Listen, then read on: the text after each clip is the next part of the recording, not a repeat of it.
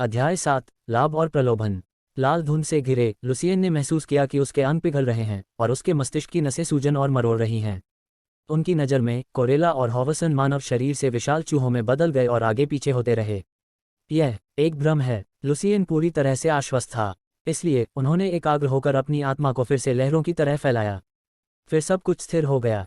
कोई परिवर्तन या गर्भपात नहीं हुआ। लुसियन ने देखा कि कोरेला और हॉवसन जमीन पर पड़े हैं, उनके पूरे शरीर पर घाव हैं, मर रहे हैं। यह एक अच्छी तरह से डिज़ाइन किया गया जादू का जाल है। क्या भ्रम चूहों के खून से या अजीबोगरीब पौधे से उत्पन्न हुआ था? लुसियन ने मन ही मन सोचा।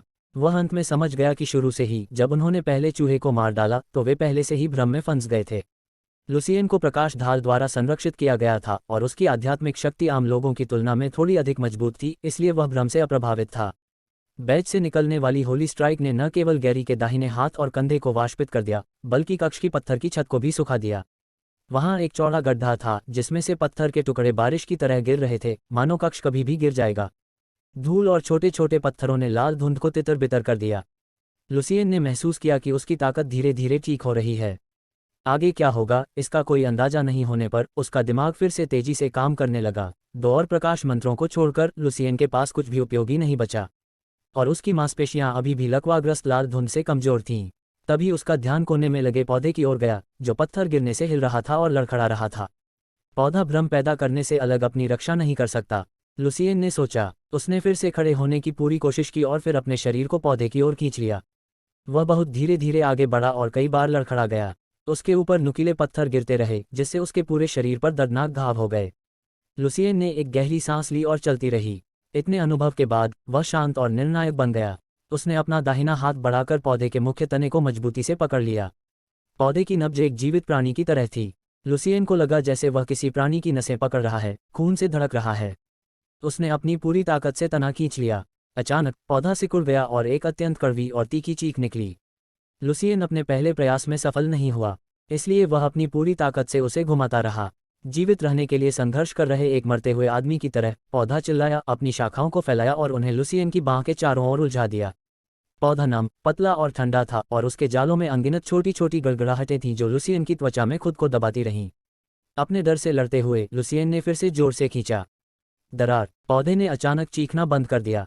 उसमें से लाल तरल निकला और लुसियन के सीने में फैल गया, जिससे हवा में एक तेज खूनी गंध आ गई। लंगड़ा महसूस करते हुए लुसियन अपना संतुलन बनाए रखने के लिए जल्दी से दीवार के खिलाफ झुक गया। पौधे के आधे हिस्से में टूट जाने के बाद लाल धुंध अधिक घनी हो गई और लगभग तरल में बदल गई। जैसे ही पौधे से खून का धुआं मेज पर रखी 3 किताबों के पास पहुंचा, वे तुरंत गलने लगे। सभी पुस्तकों को पूरी तरह से खराब करने में केवल कुछ सेकंड का समय लगा। लुसियन को कुछ भी पढ़ने का समय नहीं मिला। यह एक और जादू का जाल होना चाहिए, लुसियन ने सोचा। यदि कक्ष की खोज की गई तो धुंध के एक निश्चित घनत्व तक पहुंचने पर इन जादूगरों के नोट अपने आप नष्ट हो जाएंगे। लुसियन के लिए यह बहुत अफसोस की बात थी। वह नोटों में कुछ शक्तिशाली जादू के मंत्र खोजने की उम्मीद कर रहा था। तभी उसने देखा कि उसके स्पिरिट लाइब्रेरी में कुछ चमक रहा है। जिज्ञासा से बाहर लुसियन ने अपनी आत्मा को पुस्तकालय में प्रवेश करने दिया। फिर उसकी आंखें बड़े आश्चर्य से खुल गईं। एक नया बुकशेल्फ दिखाई दिया और एक छोटा सा टैग था जिस पर लिखा था मैजिक अर्चना। टैग के तहत 3 किताबें थीं। वे वही थे जो नष्ट हो गए थे। लाइब्रेरी किताबें भी जमा कर सकती है। रुको, सामग्री के बारे में क्या? मुझे उन्हें पढ़ने का बिल्कुल भी मौका नहीं मिला। लुसियन यह समझने की कोशिश कर रहा था कि पुस्तकालय कैसे काम करता है। जैसा कि जंग वास्तव में तेजी से हुआ, पूरी किताबें अभी भी पृष्ठ के बाद पृष्ठ नष्ट हो गईं। संभवतः पुस्तकालय सामग्री की प्रतिलिपि बना सकता है, तब पुस्तकों के अनुमान यहाँ संग्रहित किए जा सकते हैं। लुसियन बस अनुमान लगा रहा था, उसे और सबूत चाहिए थे। 3 लेबलों को देखते हुए लुसियन के मन में एक मजबूत झिझक की भावना उठी। क्या ऐसी दुनिया में जादू सीखना बहुत खतरनाक नहीं होगा जहां दैवीय शक्ति हर चीज पर हावी थी और जादूगरों से जनता नफरत करती थी? लुसियन जानता था कि वह यहाँ ज्यादा समय बर्बाद नहीं कर सकता। इससे भी अधिक आश्चर्य की बात यह थी कि धुंध के पूरी तरह से गायब हो जाने के बाद कोरेला और हॉवसन दोनों ही थोड़ा सा हिलने लगे। वे अभी भी जीवित थे। लुसियन जानता था कि उसे वास्तव में जल्दी करना होगा और उन सभी को इस भयानक जगह से बाहर निकालना होगा। बेंजामिन अचानक कराह उठा जब उसने महसूस किया कि लुसियन ने होली स्ट्राइक को सक्रिय किया है। उस समय उनकी आत्माएं किसी तरह जुड़ी हुई थीं। वह हैरान से ज्यादा था। भगवान बेंजामिन, पावेल ने चिंता से पूछा। चांदी के चांद के नीचे बेंजामिन का चेहरा अच्छा नहीं लग रहा था। उसने धीमी आवाज में कहा, वहां कुछ अप्रत्याशित हुआ। लानत है, वह सिर्फ एक प्रशिक्षु थी। ये लोग बेकार हैं। पॉल, तुम यहीं रुको। अगर मैं 5 मिनट में वापस नहीं आता तो बिशप से मदद मांगिए। क्योंकि बिल्ले पर आत्मा की छाप थी, बेन्यामीन इसे महसूस कर सकता था। या वह उस युवक को बैज नहीं देता जिससे वह अभी अभी मिला था। उसे यह उम्मीद नहीं थी कि उसकी अपनी छाप किसी और के द्वारा सक्रिय की जा सकती है। दुर्भाग्य हमेशा अहंकार और पूर्वाग्रह के साथ आता है। बेंजामिन के लिए शूरवीर सिर्फ अशिष्ट और अज्ञानी लोगों का एक समूह थे जो अपनी शारीरिक शक्ति से लड़ने के अलावा और कुछ नहीं जानते थे। इसलिए इस बात पर कोई विचार किए बिना कि क्या गार्ड वास्तव में अधिक उपयुक्त थे, बेंजामिन ने सीधे लुसियन को बेच दिया, एक युवा लड़का जिसकी आत्मा आम लोगों से अधिक मजबूत थी। बेंजामिन का दृष्टिकोण उनके पिछले अनुभवों से आया है। वह जिस परिवार से आया था वह रफती परिवार था। वह डची ऑफ ओरवरिट के सबसे शक्तिशाली परिवारों में से एक था। रफाती परिवार प्रतिभाशाली देवताओं के उत्पादन के लिए जाना जाता था। जहां शूरवीरों को मंत्र सीखना था, वहीं रफती परिवार की संतानों का जन्म उनके रक्त में आशीर्वाद के साथ हुआ था। बेंजामिन अपने परिवार में सबसे प्रतिभाशाली बच्चे होने के करीब नहीं थे, लेकिन मठ में प्रवेश करने के बाद वह अपने साथियों के बीच खड़ा हो गया और जल्द ही एक औपचारिक पादरी और एक दिव्य धलाईकार बन गया। लेकिन अब एक औपचारिक पादरी के रूप में उसे एक जादूगर के प्रशिक्षु द्वारा छोड़े गए जाल से निपटने में परेशानी हो रही थी। यह निश्चित रूप से चर्च में उसकी प्रतिष्ठा और स्थिति को प्रभावित करेगा। इसलिए उसके पास वहां भाग जाने और समस्या को स्वयं हल करने के अलावा कोई चारा नहीं था। पॉल भी हैरान था, उनके पास बिल्ला था। क्या वहां कोई असली जादूगर मौजूद है? कदमों की आवाज़ तब आई जब लुसियन मदद मांगने के लिए खुद को कक्ष से बाहर खींचने वाला था। वह चिंतित हो गया, इस डर से कि अगर यह कोई और चुड़ैल या जादूगर आया तो वह फिर से अपने जीवन से सुरक्षित रूप से बच नहीं पाएगा। सबसे बढ़कर वह चिंतित महसूस कर रहा था क्योंकि एक कक्ष किसी को मारने के लिए सबसे अच्छी जगहों में से एक था और इस तरह अपना मुंह बंद रखता था। Lapel and ब्लडवाइन। बेंजामिन ने कोने में एक झलक ली और जल्दी से अनुमान लगाया कि क्या हुआ था। उसने लुसियन और 3 गार्डों को देखा। सौभाग्य से वे अभी भी जीवित हैं। लुसियन को देखकर बेंजामिन थोड़ा हैरान हुआ। बेंजामिन ने सोचा, ऐसा लगता है कि जब उसने मेरी छाप को सक्रिय किया तो उसकी आध्यात्मिक शक्ति भी बढ़ गई।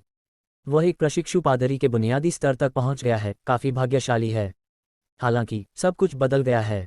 चर्च अब 300 साल पहले की तरह अपनी पूर्ण प्रभावी स्थिति में नहीं है। आज केवल प्रतिभा से दैवीय शक्ति प्राप्त नहीं की जा सकती। एक वास्तविक पास्टर होने के लिए छोटी उम्र से ही व्यवस्थित सीखने की आवश्यकता होती है। जादुई अर्चना का सम्राट वह था जिसने देवत्व शक्ति और जादू के विकास के करीब 400 साल के स्वर्ण युग की शुरुआत की थी। उन्होंने दिव्य धलाईकार बनने के नियम को बदल दिया। राफती परिवार के एक सदस्य के रूप में अधिकांश पादरियों की तुलना में बेंजामिन दुनिया की परिस्थितियों के बारे में अधिक जानते थे। क्या अधिक है, वह अपने स्वयं के विशेष विश्वास के प्रति समर्पित नहीं था। अधिक सटीक रूप से एक कुलीन होने के नाते वास्तव में चर्च से संबंधित होने की उसकी पहचान के साथ संघर्ष किया। इससे भी आगे 300 से अधिक वर्षों पहले उच्चतम धर्मशास्त्र सम्मेलन के बाद चर्च को 2 भागों में विभाजित किया गया था, एक दक्षिण दूसरा उत्तर। अफवाह होने पर दोनों ने एक दूसरे की आलोचना की, लेकिन उनमें से किसी को भी लगातार दिव्य शक्ति प्राप्त करने से रोका नहीं गया था, जिससे कई बिशप और कार्डिनल संदेह कर रहे थे कि क्या भगवान वास्तव में मौजूद थे या यह सब भगवान के अनुयायियों के लिए एक परीक्षा थी। इस तरह के रवैये ने सैकड़ों वर्षों तक बेंजामिन की तरह निम्नलिखित युवा पीढ़ियों को सीधे प्रभावित किया। इसके अलावा इस तेजी से विकासशील युग में फिट होने के लिए कई पोपों ने धर्मशास्त्र की नींव को संशोधित करने के लिए महान आकानिस्टों द्वारा दुनिया की खोज के माध्यम से प्राप्त ज्ञान का हिस्सा पेश किया था। समायोजन ने देवत्व के तेजी से विकास और अनगिनत महान स्पेलकास्टरों के उद्भव की गारंटी दी। इसलिए दक्षिण चर्च अभी भी सामान्य रूप से अपनी प्रमुख स्थिति को बनाए रख सकता है और कई शक्तिशाली दुश्मनों जैसे कि विधर्मियों, दुष्ट जादूगरों, अंधेरे प्राणियों आदि से घिरे रहते हुए बढ़ता रहता है। लेकिन साथ ही इस व्यवहार ने दक्षिण चर्च के भीतर भी और अधिक संघर्षों को प्रेरित किया। बेंजामिन का विचार वास्तविकता में वापस आ गया। उसने अपने हाथ से कुछ सफ़ेद पाउडर छोड़ा और कुछ अजीब मंत्र का जाप किया। तेज हवा ने लाल धुंध को उड़ा दिया। उसने गैरी की ओर अपनी उंगली उठाई। उसके घाव पर एक सफ़ेद रोशनी गिर गई। घाव ठीक होने लगा और जल्द ही अपने मूल रंग में आ गया। कोरेला, हॉवसन और लुसियन को एक एक करके ठीक करने के बाद उन्होंने उनके साथ पुष्टि की कि क्या हुआ था। बेंजामिन ने यह सुनिश्चित करने के लिए डेस्क की जांच की कि वहां कुछ भी नहीं बचा है। चूहों के शरीर सहित सभी सामान वापस चर्च में ले जाएं। उसने बिल्ला, जिसे लुसियन ने पहले ही वापस कर दिया था, को अपनी गर्दन पर रख लिया और कहा, भगवान ने तुम्हें माफ कर दिया है। वापस जाओ और आराम करो। भगवान आपका भला करे। प्रारंभ में बेंजामिन लुसियन को कुछ पैसे से पुरस्कृत करना चाहता था या यह देखने के लिए भी इंतजार करना चाहता था कि क्या चीजें ठीक होने पर बच्चे में और प्रशिक्षित होने की क्षमता है। लेकिन इस सब के बाद बेंजामिन केवल एक चीज चाहते थे कि लुसियन जल्द से जल्द चले जाएं। उसे एक और समस्या का सामना करना पड़ा, गैरी का दाहिना हाथ। उन्होंने पुनर्जनन के मंत्र में महारत हासिल नहीं की। जाने का मौका पाकर लुसियन जल्दी से बाहर निकलने की ओर चल पड़ा। जिस क्षण उन्होंने कक्ष छोड़ा, उन्होंने कोरेला को हॉवर्सन से धीमी आवाज में बात करते हुए सुना। गैरी ने अपना दाहिना हाथ खो दिया। वह शायद अब पहरेदारों में नहीं रह सकता। वह जटिल, मिश्रित भावनाओं के साथ पाइप से बाहर चला गया। भीड़ ने उसे तुरंत बड़ी चिंता से घेर लिया। लिटिल इवांस, क्या भूत अब चला गया है? आंटी एलिसा ने दूर से जोर से पूछा। लुसीन ने सिर हिलाया। हाँ, पादरी और पहरेदारों द्वारा जगह को शुद्ध किया गया है। लुसियन का निश्चित उत्तर मिलने के तुरंत बाद उनका मूड हल्का हो गया। वहाँ क्या हुआ, इसके बारे में वे और अधिक उत्सुक होने लगे। लुसियन, भूत कैसा दिखता था? भयानक। मुझे पता था कि लॉर्ड बेंजामिन इसे संभाल सकते हैं। लुसियन, भगवान का आशीर्वाद है, उसे बैज इस्तेमाल करने का मौका मिला। अफसोस की बात है, लुसियन अब बच्चा नहीं है, या वह मठ में जाकर एक वास्तविक पादरी बनने में सक्षम होगा। इसके बारे में सोचो। एड्रॉन का एक पास्टर। लुसियन टिप्पणियों से परेशान था। मैं पहले से ही एक पादरी बनने के लिए बहुत बुरा हूँ। हालांकि लुसियन ने स्वयं कभी भी अपनी पहचान के कारण पादरी होने के बारे में नहीं सोचा था, फिर भी यह जानकर काफ़ी निराशा हुई कि वह इस तरह की अद्भुत शक्ति को देखकर पूरी तरह से निराश था।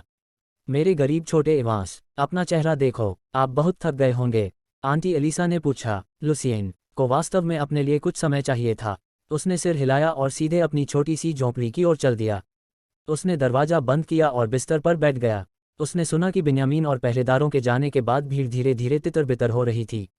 लुसियन ने अपने माता पिता और दोस्तों को याद किया, लेकिन इसके बारे में कुछ नहीं कर सका। वह फिर से अपने भविष्य के बारे में सोचने लगा।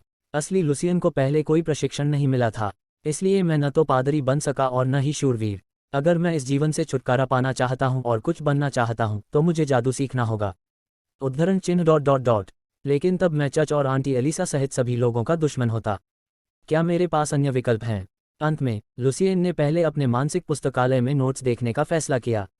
थोड़ी देर बाद लुसियन ने अपने आप से धीमी आवाज में अजीब तरह से बात की। मैं पढ़ नहीं सकता।